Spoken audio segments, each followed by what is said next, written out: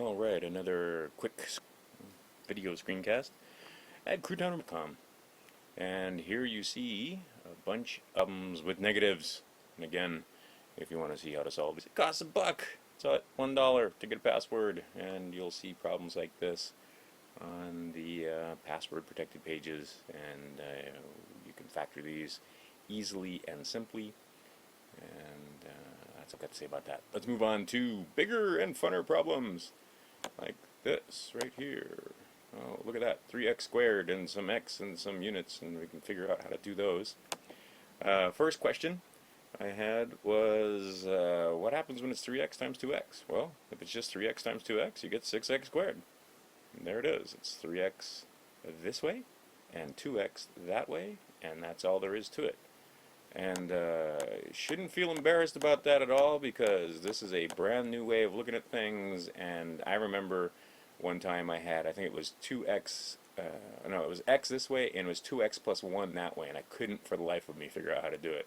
And of course all it was an x here. There were no units, and you get so trapped into thinking about having the units in there that sometimes it gets difficult.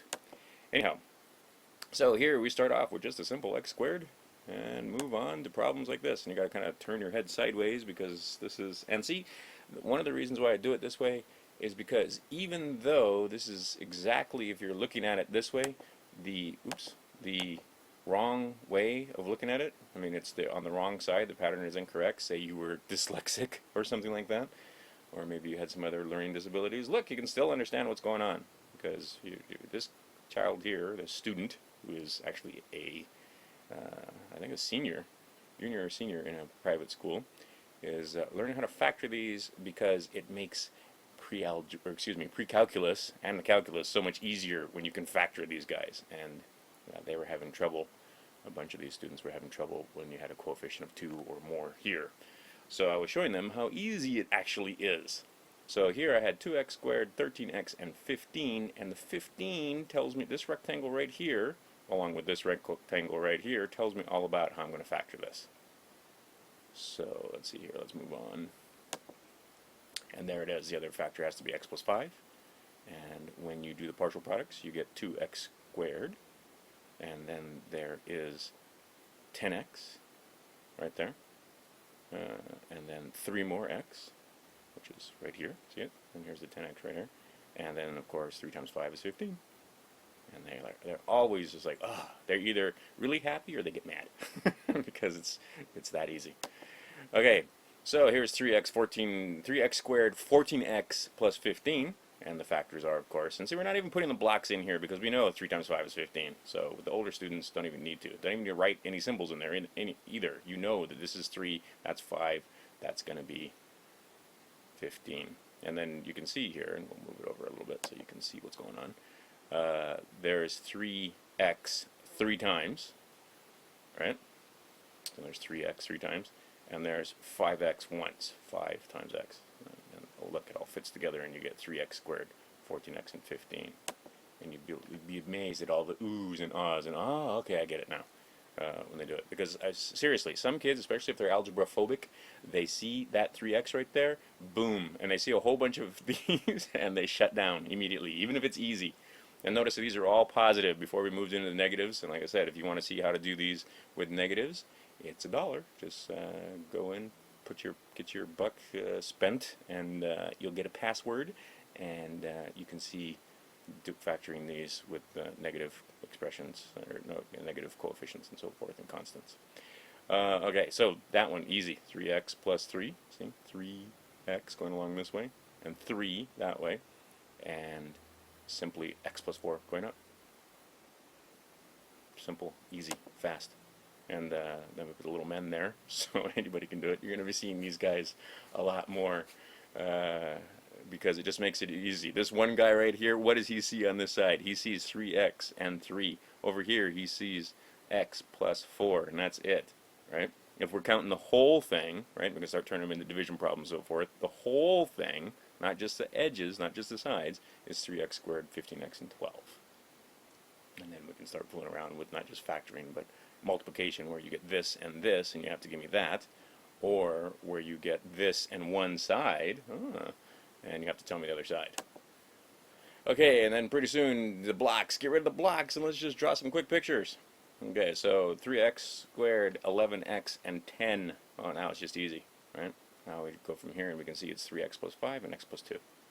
And see the rectangle there? That 10 tells me all about how I'm going to build this, because over here it's 2 and over here it's 5, right? And really, you need to get your hands on the blocks or start drawing these for you to get the depth and power of how easy it makes these. And it wouldn't matter if this kid was 18 or 12 or 6. It makes them simple and easy. And at each level, we're teaching for a different thing. When we're teaching 6-year-olds, we're learning addition facts and add-ins and multiplication and factors of numbers like 10 and so forth. And you can also do it with 5-year-olds. I've shown you repeatedly. When you're doing it with 12-year-olds, we can talk about division concepts more and multiplication concepts, right? And abstract, or what do you call the generic mathematics, where you're doing multiplication and so forth. When you get to the older kids, they start seeing how these can be factored, and then we can apply those factors to Cartesian coordinates to start finding, the roots and so forth. But still, the algebra, very powerful and fun if you know what you're doing. Okay, so now we took one. Oh, 6x squared, 7x, and 1. Now, the 7x is a huge clue as to how you're going to put this together, and so is that 1. There's only one way to do it, because this is 1. It has to be 6x plus 1 and x plus 1. Can't be anything else. Okay, well, now if it's 2, well, it's still prime here. See that? So, 6x plus 2 this way, right? And x plus 1 that way. Has to be, because the factors of 2 are 2 and 1.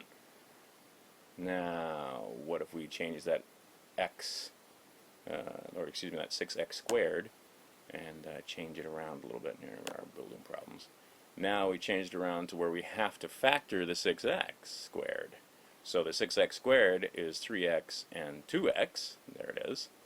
And then this told me what was going on here. So there is my 3x plus 3 that way, and x plus 2 that way. And the whole thing is 6x squared, 12x, and 6. And again, this number, that's why it's underlined, tells me all about how I'm going to have to do it.